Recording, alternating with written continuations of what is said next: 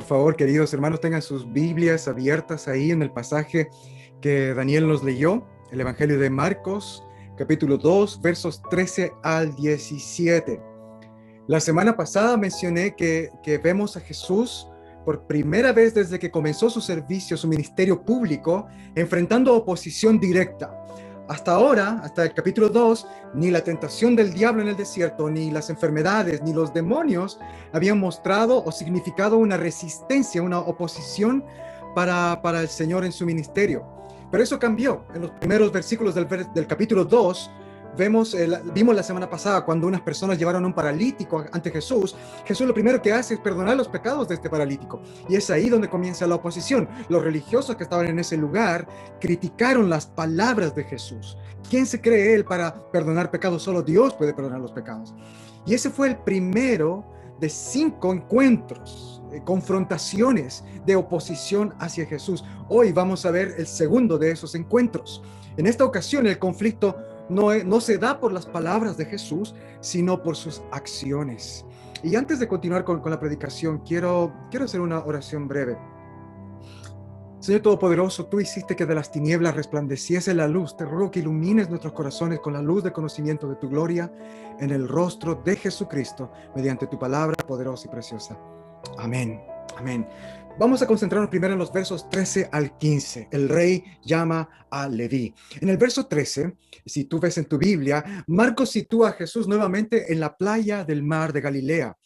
La popularidad de Jesús era todavía grande. Marcos dice que la gente lo seguía. Y mientras él estaba enfocado todavía en esa misión principal que ya lo había dicho en el capítulo 1, que era predicar la palabra. Para eso he venido, para predicar la palabra.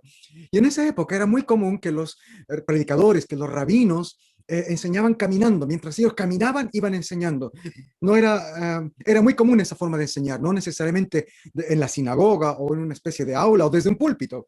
Muchas veces los rabinos enseñaban mientras caminaban, a veces usando cosas de la misma vida y de lo que encontraban como ejemplos para enseñar. Y es probable que esta ocasión Jesús también haya estado enseñando de esa manera, caminando, porque el verso 14, si tú ves tu Biblia, dice que al pasar, mientras caminaba enseñando, vio a Leví. Jesús interrumpe su enseñanza para encontrar y hablar con Leví.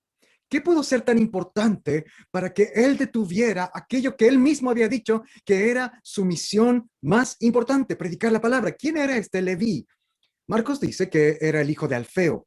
Esto nos da una claridad segura de que este Leví es el mismo Mateo que encontramos en el Nuevo Testamento. De hecho, el autor del Evangelio de Mateo, el autor del Evangelio que lleva su nombre.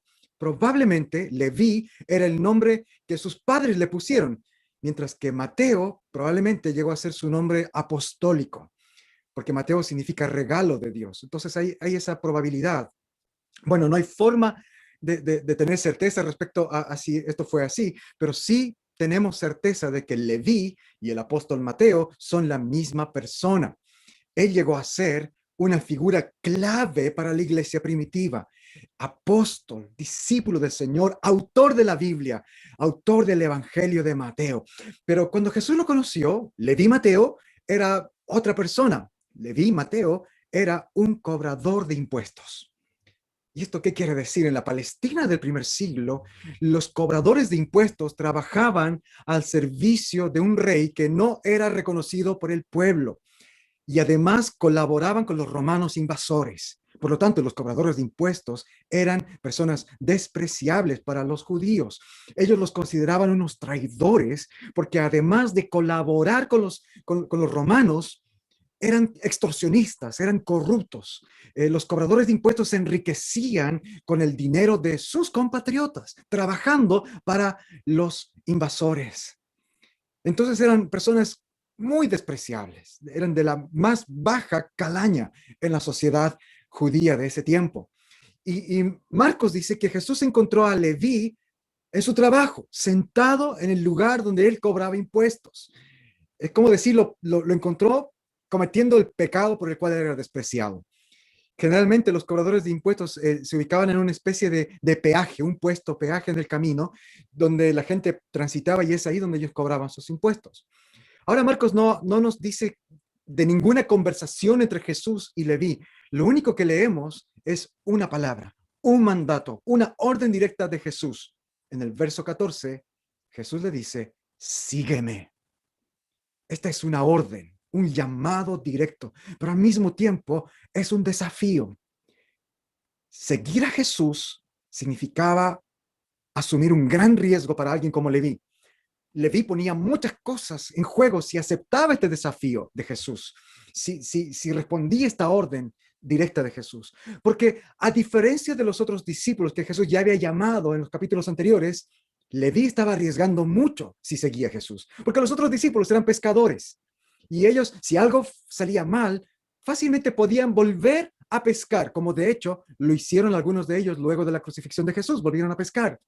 Pero Leví, a diferencia de los pescadores, tenía poquísimas posibilidades de volver a su trabajo de cobrador de impuestos. Una vez que renunciaba a ese trabajo, prácticamente lo perdía de por vida, porque esos empleos eran muy codiciados por gente sin escrúpulo, porque era una forma segura y rápida de hacerse rico. Así que Leví estaba literalmente arriesgando todo su futuro, su bienestar económico, físico y material, cuando se levantó de su puesto de cobrador de impuestos y siguió a Jesús. Pero él lo siguió. Él se levantó y siguió a Jesús. Esto es una poderosa enseñanza. Queridos, el llamamiento del Evangelio, el llamamiento de Jesús siempre implica un riesgo en términos humanos, una renuncia de nuestra parte. Si tú te hiciste cristiano o te acercaste a la iglesia o a la fe cristiana porque te prometieron grandes beneficios o pensaste que ibas a mejorar tu calidad de vida, quizás te prometieron que ibas a mejorar, que ibas a recibir grandes bendiciones, quizás no te explicaron el Evangelio entero, porque ese no es el llamado del Evangelio. Seguir a Cristo no es que yo le sigo para obtener bendiciones y beneficios. Es verdad que recibimos bendiciones, pero en primer lugar, seguir a Cristo es una renuncia, es dejar atrás todo aquello que me da seguridad en esta vida, dejar atrás lo que me da confort, lo que me da estabilidad. Alguien decía muy sabiamente, seguir a Cristo no es renunciar a muchas cosas, seguir a Cristo es renunciarlo a todo. Y eso es lo que estaba haciendo Leví. Él renunció a todo para seguir a Jesús. Y ganó mucho, ganó todo. Él ganó algo mucho más grande que ningún trabajo, ningún tesoro, ni todo el dinero del mundo puede comprar. Ser discípulo del Rey, tener un lugar en la mesa de Jesús. Pero antes de llegar a la mesa de Jesús, vemos que Jesús llegó a la mesa de Leví. Ahora vamos a los versos 15 al 16. Y es aquí donde surge el conflicto. Pero los versos 15 al 16 retratan una comida en la casa de Leví. Están en la casa de Leví, en la mesa de Leví. Quizás esta fue una fiesta de despedida, su fiesta de despedida, ya que él estaba dejando todo eso para convertirse en un discípulo de Jesús. O quizás simplemente Leví quiso reunir a sus amigos para que ellos también tuvieran la oportunidad de conocer a Jesús. Esta segunda idea me gusta más. El punto es que la escena se mueve ahora, se traslada a la casa de Leví y hay muchos sentados alrededor de la mesa en la casa de Leví. Pero lo que me llama la atención es la forma en cómo Marcos redacta el verso 15. Marcos dice que los cobradores de impuestos, obviamente los colegas de Leví, y pecadores, amigos de Leví, se sentaron a la mesa con Jesús, dice Marcos en el verso 15. Mira tu Biblia. Esta forma de redactar nos está indicando que el verdadero anfitrión era Jesús y no Leví. Leví pasa a segundo plano. Marcos está destacando la importancia de que el que está dirigiendo esta cena, el que está recibiendo en su mesa a cobradores de impuestos y pecadores, es Jesús. El Mesías está comiendo con pecadores. Él los había invitado a su mesa, a pesar de que era la casa de Leví, la mesa de Leví, el anfitrión era claramente Jesús. Y esto es muy fuerte porque compartir la comida, invitar a alguien a tu mesa, en ese contexto significaba algo muy fuerte, mucho más que simplemente sentarse para comer. Invitar a alguien a tu mesa era un acto de comunión, de relacionarse, de identificarse con alguien, de aceptar a alguien. Y Marcos es bien enfático en decir que los que estaban sentados con Jesús eran cobradores de impuestos y pecadores. En otras palabras, eran personas despreciadas por sus acciones y por sus vidas, claramente y a la vista de todos, vidas desordenadas y alejadas de las leyes de Dios. Eran personas que por su estilo de vida no tenían ninguna vergüenza ni trataban de esconder que claramente ellos quebrantaban los 10 mandamientos. Mentirosos, ladrones, envidiosos, orgullosos, probablemente hasta adúlteros, qué sé yo. Y esto, ver a Jesús sentado con gente que abierta y claramente era gente que transgredía las leyes de Dios, fue demasiado para los religiosos. En el verso 16 leemos que también estaban ahí, en ese lugar, pero no en la mesa, en ese mismo lugar, un grupo de escribas.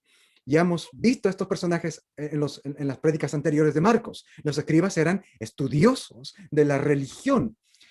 Y Marcos añade un detalle, que además este grupo de escribas pertenecía a la secta de los fariseos. Los fariseos, según el historiador Flavio Josefo, voy a citar literalmente aquí a este historiador de los primeros siglos, dice que eran un grupo de judíos que tienen la reputación de superar al resto de la nación en las observaciones de la religión y de ser los exactos exponentes de la ley. Termino la cita. En otras palabras, los fariseos eran hombres que a la vista de toda la sociedad de su tiempo eran santos, piadosos, que cumplían los mandamientos y todas las tradiciones de la religión judía. Ahora, no me cabe duda de que varios de estos fariseos realmente profesaban una fe sincera hacia el Dios de la Biblia, el Dios del Antiguo Testamento. Pero en los evangelios encontramos generalmente a los peores exponentes de este grupo, a fariseos que en realidad están llenos de celos, de hipocresía y que son falsos. Y este grupo era de esa clase de fariseos. ¿Cuál fue el error de los fariseos?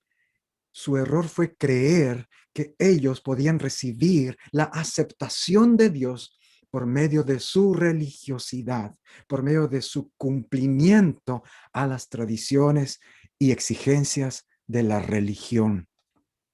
Los fariseos estaban convencidos de que el favor y el amor de Dios era solamente para aquellos que seguían todos los requisitos de la ley. Entonces, cuando ven a Jesús mezclándose, compartiendo comida y bebida con personas que claramente no seguían los requisitos de la ley ni obedecían los mandamientos de Dios, ellos se preguntaron lo que preguntaron en el verso 16. Lee en tu Biblia. ¿Cómo? Dijeron ellos. Este come y bebe con cobradores de impuestos y pecadores. Este, que al parecer era un judío religioso, un maestro de la palabra de Dios, un predicador de Dios, se junta, un hombre de Dios, se junta a compartir, a tener comunión con pecadores, con gente de este tipo de gente, esta clase de gente. Esta pregunta que hicieron los fariseos refleja su pensamiento.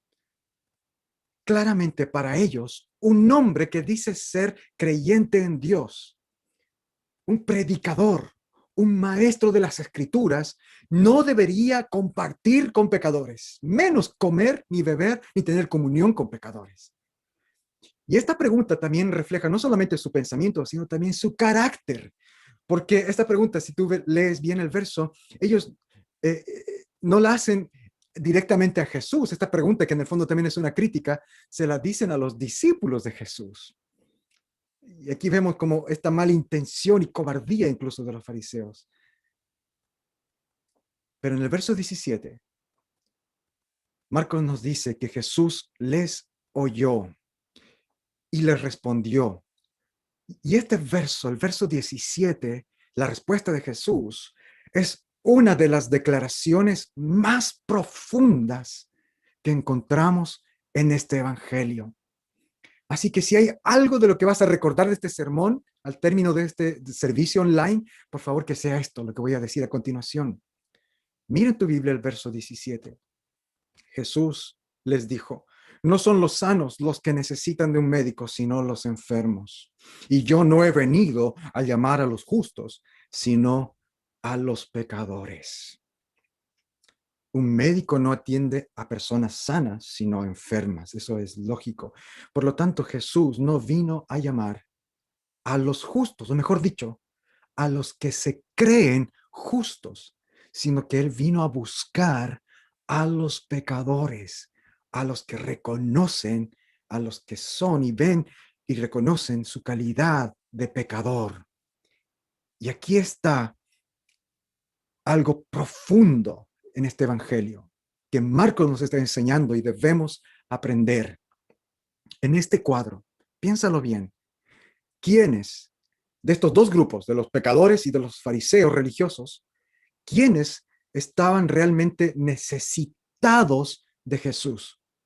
Obviamente los pecadores, los cobradores de impuestos, los que habían desobedecido abiertamente los mandamientos, los que vivían una vida de pecado. Pero el verdadero impacto que Marcos nos quiere transmitir con este cuadro es que más necesitados de Jesús eran aquellos hombres que a la vista de todos en su ciudad eran los más justos y santos. Estos religiosos, estos hombres que tenían vidas intachables, que no tenían nada que ser criticados ante la sociedad, en el fondo eran más necesitados que los pecadores y los cobradores de impuestos. Aquello que el paralítico había recibido en el pasaje anterior, el perdón de los pecados, eso es lo que estos hombres necesitaban. Y no solamente los cobradores de impuestos. ¿Cuál es la diferencia entre los fariseos y los pecadores en este cuadro? Desde afuera, externamente hablando, la diferencia es grande. Porque si tú observas cómo vivían los pecadores y los cobradores de impuestos, ellos claramente eran personas que engañaban, que mentían, eran corruptos, se enriquecían a costa de engañar a sus compatriotas, probablemente tenían otros pecados que no se esforzaban en esconderlos. Por otro lado, los fariseos, los escribas, los religiosos, eran cumplidores de los reglamentos, de las leyes, vivían vidas ejemplares, eran muy religiosos, cumplían todas las exigencias y las tradiciones de su religión, eran muy respetados y admirados por los demás, así que externamente son muy diferentes. Pero estos últimos fueron los que rechazaron a Jesús. La diferencia más grande es que está que en el fondo ambos grupos necesitan a Cristo. Los pecadores y los religiosos, los que llevan una vida claramente desordenada y los que llevan una vida claramente a la vista de todos buena. La diferencia verdaderamente, la diferencia que realmente cuenta es lo que está pasando dentro de los corazones de estos dos grupos. Porque los primeros, como Leví, escucharon el llamado de Jesús, escucharon la invitación de Jesús para dejarlo todo atrás, seguirlo a él y sentarse en su mesa y compartir el pan con Cristo. Leví dejó su vieja vida, sus hábitos y prácticas pecaminosas de las que él dependía, que le daban placer, que le daban seguridad, que le daban dinero. Él dejó todo eso y estuvo dispuesto a renunciar a todo para seguir a Jesús. Mientras que el otro grupo de los religiosos estaban confiados en su buen comportamiento, en su buen desempeño como religiosos. Esa es la diferencia que realmente importa. Y esa es la diferencia que Dios ve, que Jesús ve. Este grupo ha aceptado el llamado. Este grupo reconoce su necesidad. Este grupo me necesita. Mientras que este otro grupo cree que no me necesita. No reconoce su necesidad. Queridos, esta es la mentira más grande de la religiosidad. Hacerte creer que tú no necesitas un Salvador, que no necesitamos el perdón de Dios porque cumplimos las reglas, porque nos ganamos un lugar en la mesa por nuestro buen comportamiento. Esa es la mentira más grande. Y aquí vemos que los invitados a la mesa de Jesús son aquellos que están necesitados. El llamado de Jesús es un llamado de salvación y el primer paso para recibir esta salvación es reconocer tu necesidad. Es reconocer que tú no puedes salvarte a ti mismo. La gran mentira de la religión te dice, ayúdate que Dios te ayudará. Esa es una mentira. El evangelio te dice, no puedes ayudarte, no puedes hacer nada para mejorar tu situación, estás perdido, estás muerto y condenado, pero Jesús te puede salvar. Jesús puede resucitar al muerto. Jesús puede ayudar al que no puede ayudarse. Recibe la ayuda gratuita y amorosa de este Jesús, de este Señor que te ama.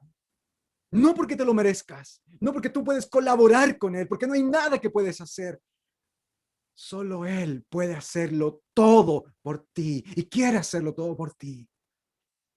Una persona que se cree buena es incapaz de reconocer esta necesidad. Así que tenemos que dejar atrás esa mentira, la mentira de la religiosidad. Mientras que un pecador, alguien que realmente se reconoce como malo delante de Dios, sí puede reconocer su necesidad de ayuda. Sí puede decir, a pesar de la vergüenza que implica decir estas palabras, pero puede decir, soy malo, soy un pecador, estoy sucio por dentro. Y aunque por fuera quizás todos me ven como una buena persona, necesito ayuda. Esta es la verdad profunda que el Evangelio de Marcos nos quiere enseñar, queridos hermanos. No es solamente que Dios salva a los pecadores, sino que Dios los salva como pecadores, siendo pecadores, estando en su condición de pecadores. Solamente los salva cuando reconocen su condición de pecadores. Todos nosotros tenemos que luchar contra ese espíritu fariseo que está en todos nosotros, en todos nosotros. Tenemos la tendencia de no vernos tan malos como realmente somos, no tan necesitados de un Salvador como realmente estamos. Por otro lado, este mismo espíritu fariseo se manifiesta cuando no queremos orar, no queremos participar de la iglesia, juntarnos con otros creyentes luego de haber cometido un pecado.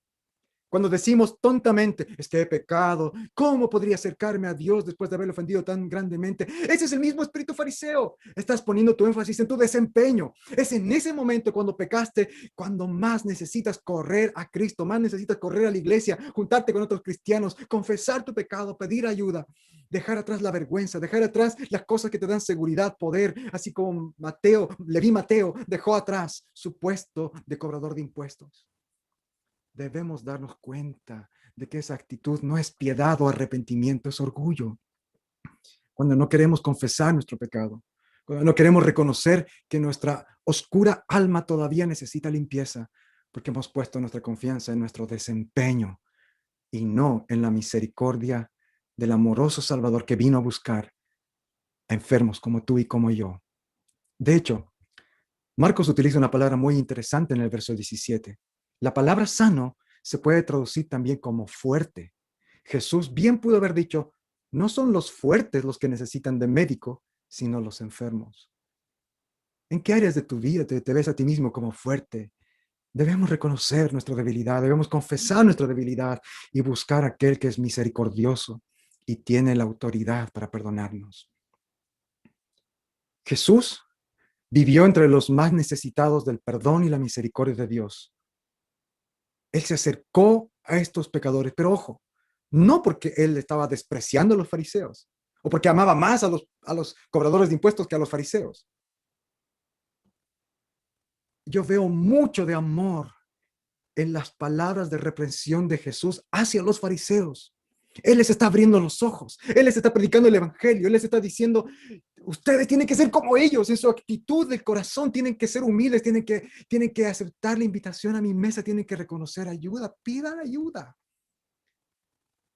Jesús está predicando a estos fariseos.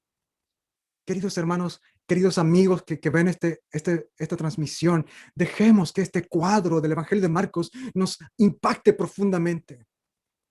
¿Eres pecador? ¿Eres malo según los estándares de Dios? ¿Tienes daño en tu vida? ¿Tienes áreas débiles en ti? Quizás tus relaciones están debilitadas, quizás tu matrimonio está debilitado, dañado, quizás tu vida misma está quebrantada. Hay un Salvador que te invita a su mesa. Jesús es para ti. La iglesia es para ti. Síguelo a Él. ahí cuando estás débil, aunque suene un poco tonto lo que voy a decir, pero es el mejor momento de tu vida, porque es ahí en tu debilidad donde uno realmente puede reconocer esa debilidad y pedir ayuda al Salvador. Deja todo lo que debas dejar atrás y síguelo a Él. Abraza tu debilidad, no como algo para quedarte orgulloso, sino como un instrumento para llegar a la mesa de Cristo. Él recibe a los débiles, a los pecadores arrepentidos. Leví y Mateo, antes de ser un apóstol, antes de escribir el evangelio que lleva su nombre, fue un pecador, un despreciable cobrador de impuestos, pero él dejó esa vida para seguir a Cristo. Dejó aquello que le hacía fuerte, aquello que le daba plata, dinero, para ser débil a los ojos de los demás. Por otro lado, esta historia también nos habla a todos los que tenemos el privilegio de llamarnos cristianos, hijos de Dios, creyentes, fieles, miembros de una iglesia. ¿Hemos puesto nuestra confianza en nuestro desempeño? Me he dado cuenta que muchas veces, al llevar ya un tiempo en la iglesia, tiempo de creyente, tiendo también a poner mi confianza en mi desempeño, en mi capacidad de hacer cosas buenas, de ser religioso, de que oro, leo la Biblia y eso me da seguridad. Voy a la iglesia, hago tal cosa, ayudo a tales personas. También nosotros necesitamos constantemente que el Salvador nos atienda, nos perdone, nos justifique. No dejemos que este espíritu de la religiosidad eche raíces en nuestros corazones. Y finalmente, creo yo que este pasaje también nos está mostrando la misión de Jesús, el Hijo de Dios, Él que vino a buscar a aquellos que estaban débiles, aquellos que están dispuestos a reconocer su necesidad. Y aunque en la Biblia vemos a muchas personas respetables, hombres nobles, educados, incluso fariseos, como el apóstol Pablo es un ejemplo de un fariseo que llega a los pies de Cristo. Pero me llama la atención que parece ser que eran más aquellos que la sociedad había marginado, aquellos que eran condenados como impuros, como pecadores, los que le seguían. Y el Señor amorosamente estuvo dispuesto a ser criticado y juzgado por los religiosos con tal de acercarse a estos desdichados y anunciarles las buenas nuevas del Evangelio. Y eso también tiene una lección para nosotros. No debemos olvidar que esa sigue siendo la misión de Jesús, solo que ahora somos nosotros, la iglesia, quien debe buscar, acercarse, hablar al desamparado, al marginado, al que sufre, al que llora, al que no puede salir del pozo en el que sus decisiones lo han metido. Debemos recordar que también muchos de estos verdaderos necesitados están en los contextos menos esperados, como en este pasaje. Los fariseos eran los más necesitados. Y vamos a encontrar que quizás personas que para nosotros, a nuestros ojos, aparentemente no tienen necesidad de Dios, y a veces ellos son los que más necesitan la ayuda de Dios. Personas de todo círculo social, de todo contexto o trasfondo educativo. No pensemos que alguien que aparenta tener una buena vida, estar feliz, no necesita escuchar el Evangelio. Este pasaje nos muestra que generalmente ellos son los que más necesitan la ayuda de Jesús. Así que busquemos al desdichado y aquel que también se ve como fuerte. Prediquemos el Evangelio. Llevemos este mensaje a personas que necesitan al médico de médicos, al único que puede sanar y restaurar corazones rotos, relaciones rotas, familias rotas, vidas quebrantadas, aquel que ha venido a llamar al pecador y al débil a su mesa. Te invito a orar. Padre nuestro, el salmista escribió en el Salmo 51 lo siguiente: contra ti y contra ti he pecado, he hecho lo malo ante tus ojos. Tienes razón en lo que dices y que tu juicio contra mí es justo, porque soy pecador de nacimiento desde el momento en que me concibió mi madre. Y esto que escribió el salmista es verdad, Padre. Hoy queremos reconocer nuestra gran necesidad de ti, gran necesidad de tu misericordia y de tu perdón. No lo merecemos, pero aún así te lo imploramos, porque tu palabra también nos enseña que tu misericordia no tiene límites. En el mismo Salmo 51, el salmista también dijo: el sacrificio que tú deseas es un espíritu quebrantado. Tú no rechazarás un corazón arrepentido y quebrantado, oh Dios. Así que aquí estamos. No tenemos nada que entregarte más que nuestro corazón arrepentido y quebrantado. No tenemos obras de justicia, comportamiento bueno que pueda hacernos merecedores de sentarnos a tu mesa. Aquí estamos solamente con un corazón arrepentido y quebrantado. Llévanos siempre a esta verdad. Guíanos siempre a tener esta actitud delante de ti. Y también te rogamos que nos lleves a extender este mensaje de misericordia, de llevar este mensaje a otras personas que como nosotros necesitan al médico, necesitan al sanador, necesitan al Salvador, necesitan de tu perdón y tu amor. Te lo pedimos en el precioso nombre de Jesús, tu Hijo. Amén.